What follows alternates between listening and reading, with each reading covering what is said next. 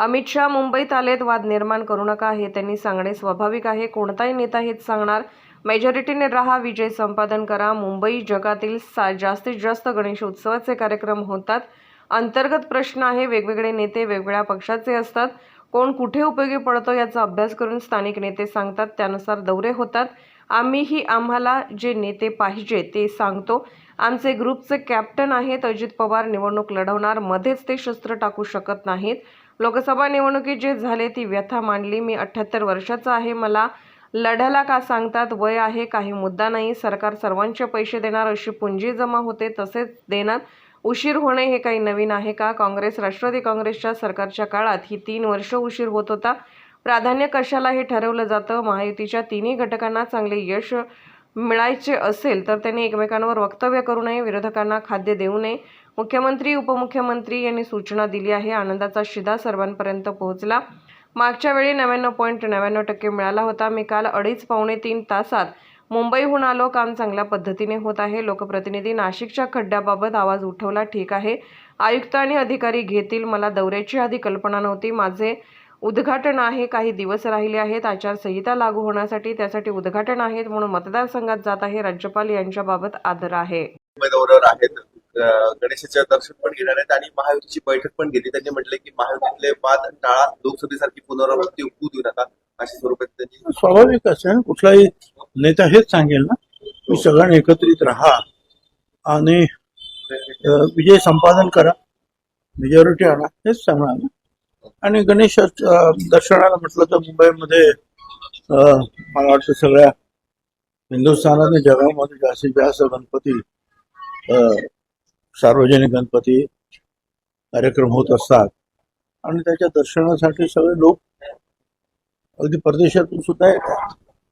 तर त्याप्रमाणे ते दरवर्षी येतात, त्यांनी दर्शन घेतलेलं उत्तम गोष्ट आहे. शरद पवार साहेब देखील लालबागच्या दर्शनाला गेले. चांगली गोष्ट आहे. राहुल गांधींनी असं म्हटलंय की विधानसभा निवडणुकीसाठी मी महाराष्ट्रामध्ये येणार, म्हणजे काँग्रेस महाविकास आघाडीचे लोक सांगतील तिथे मी सभा घेणार. लोकसभेमध्ये याच्यानंतर हा बदल दिसतोय का राहुल गांधी? आता तो त्यांचा अंतर्गत प्रश्न आहे. असं आहे की वेगवेगळे नेते असतात वेगवेगळ्या पक्षांची. कुठे कुठला नेता अधिक उपयोगी पडतो, कुठे फायदा होतो, याचा अभ्यास जे आहे स्थानिक आणि त्या विभागातले जे आहेत नेते करत असतात आणि त्यानुसार मग ते सांगतात की बा आमच्या इकडे या, आम्ही मिटिंग घेतो. आणि मला असं वाटतं की लोकशाहीमध्ये तो तसा सगळ्यात स्वाधीन आहे. आम्ही पण तेच करणार. आम्हाला जे नेते पाहिजे ते आम्ही बोलणार. तर शरद पवारांपुढे टिकावं लागणार नाही म्हणून अजित पवारांनी खूप चुकल्याची कबुली दिली असं विजय वडेट्टीवार. आता तो जे वडेट्टीवार विरोधी पक्ष नेते आहे ते रोज काहीतरी बोलल्याशिवाय कशा टीव्हीवर. अजित दादाने जे आहे मी तुम्हाला सांगतो, अजित दादा निवडणूक लढवणार. शेवटी काय आहे की ते आमच्या ग्रुपचे कॅप्टन आहेत, ते मध्येच काही शस्त्र टाकू शकतच नाहीत. परंतु त्यांची ती व्यथा जी आहे आजच्या निवडणुकीमध्ये जे काही झालं ती व्यथा त्यांनी जे आहे लोकांसमोर मांडलेली आहे. याआधी पण असं म्हटलं होते की बारामतीमधून मी लढण्यास इच्छुक नाही, म्हणजे त्यांनी फारशी उत्सुकता दाखवली होती. कालही असं म्हटलं मी 65 वर्षांचा होऊन गेलोय. ठीक आहे, आता काय करता. मला ते सांगतात मी 78 वर्षाचा आहे आणि मला लढायला काय सांगतात, तर तो काही मुद्दा नाही, ते लढतील.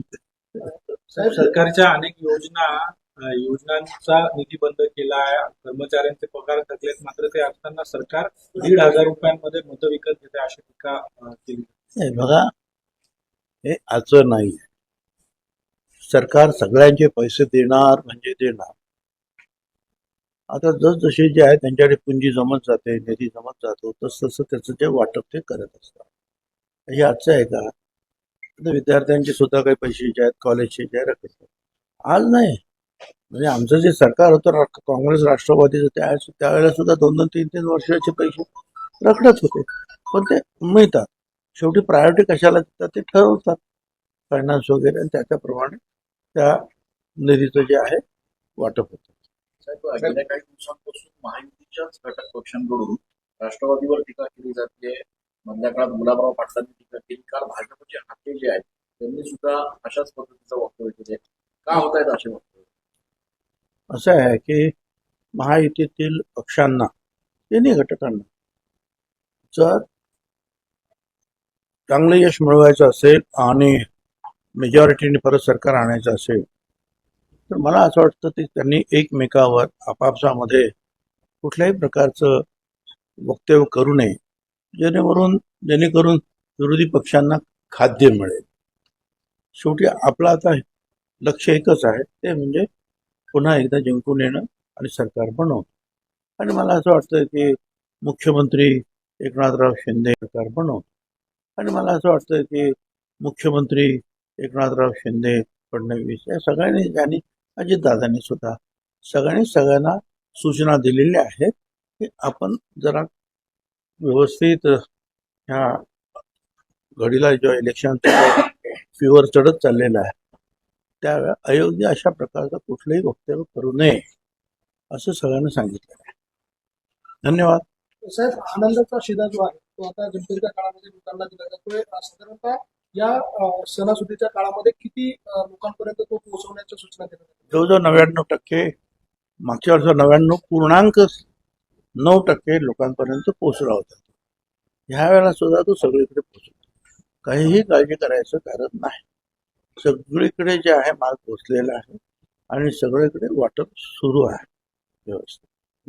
धन्यवाद. साहेब, रस्त्यांबाबत काही म्हणत होता की मुंबईचे रस्ते कसे करावे आता नाही, आता मी खरं सांगतोय, काल मी आमच्या पाठीमागे लोक पुन्हा केलं, मी 2.5-3 तासांमध्ये आलो.